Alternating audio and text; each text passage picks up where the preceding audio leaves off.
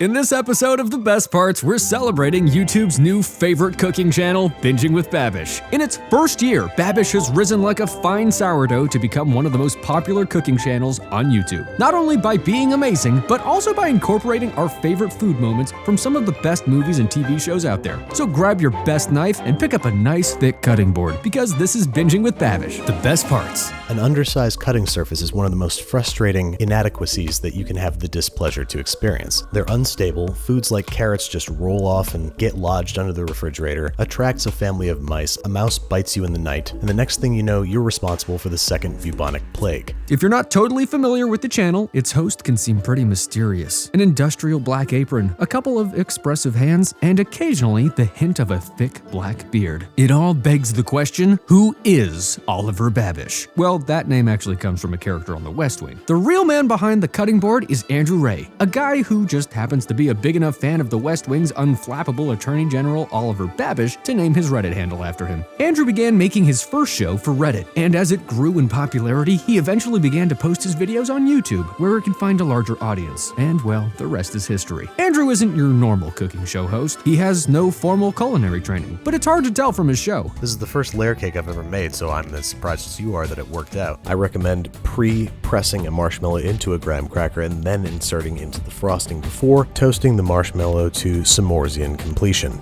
Andrew's level of expertise rivals that of the greatest TV chefs working today. His immense passion for cooking led him to learn all of the amazing techniques he now shares with his viewers. I'd say he's doing okay for someone whose only professional cooking experience was working in a crepe restaurant when he was a teenager. But it's not just his culinary prowess that makes his show special. Andrew's experience in video production and graphic design allows him to give the show a polished minimalism that makes it bingeable for hours and hours. See what I did there? Binging with Babish has an elegantly simple introduction. Andrew establishes the dish he's about to reverse engineer by presenting a few of the key ingredients on his kitchen table with the related video clip floating above. This immediately lets you know what you're about to get into in a beautifully simple way. And more times than not, this intro gets me more excited about what he's about to cook than the video's title. And after this tasteful intro grabs your attention, Andrew continues to draw you in with his unintentionally sensual voice. This is where I lay down the dulcet tones that serve as the backdrop for Binging with Babish. His calming baritone is just as pleasing to your ears as the food he's preparing is pleasing to your appetite.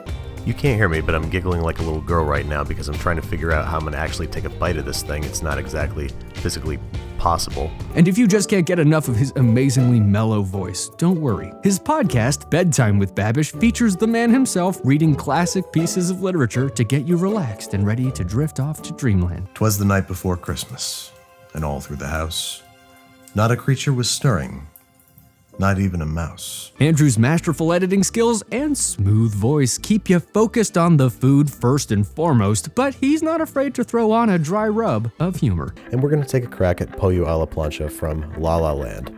From Moonlight. Humor may not be the first thing that comes to mind when you think of Binging with Babish, but there's no denying that this show is funny. Andrew's blinkin' you missed it style of humor is an important garnish on the show. Simply over a bed of white rice with some sliced limes and cilantro. Or parsley if you want it to look like you're using cilantro because you hate cilantro. But sometimes the idea that he's actually trying to cook some crazy thing from a movie or TV show is funny enough by itself. I'm sure no one at SNL thought that someone would actually try to make the fictional 15-flavor Taco Town taco from the zany sketch narrated by Jason Sudeikis. And I don't think for a second that the fact that SpongeBob is an animated series that takes place under the sea will keep Andrew from trying to recreate the famous Krabby Patty. And I never thought I'd get into the Christmas spirit by watching a grown man make the crazy dessert pasta from Elf with what I assume is a straight face. Now, this was far and away the most disgusting thing not only have I made for this show, but I've ever made in my entire life. But he doesn't just make crazy food. Most of Andrew's recipes look good. I mean, really, really good. His ability to take the little clues from pop culture and fill in the gaps to make these delicious meals and snacks is nothing short of incredible. I never thought I'd salivate over a YouTube video about Seinfeld. This is me getting ready to bike to East Harlem because I forgot to get corn husks. For authenticity.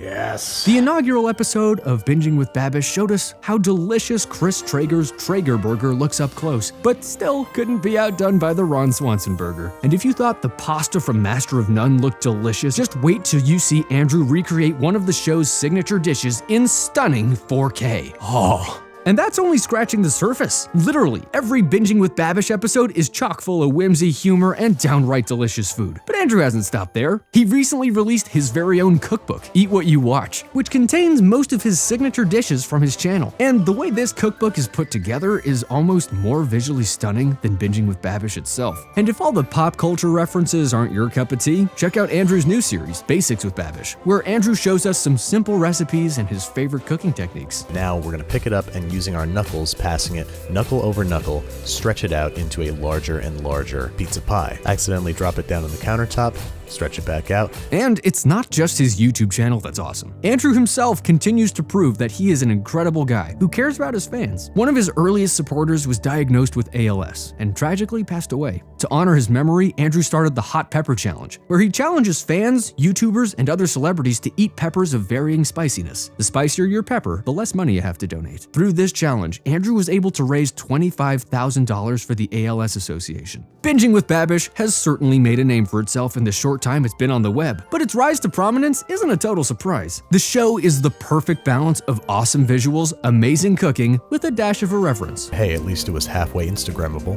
And in the end, isn't that really all that matters? It's the perfect recipe. It's just too bad Andrew can't mail order all of us samples of his delicious creations. What are your favorite Binging with Babish recipes? Let us know about your faves in the comments. And don't forget to subscribe to our channel. You don't want to miss any of our videos, because we'll be here every week to talk about all of our favorite stuff and the best parts. Thanks for watching.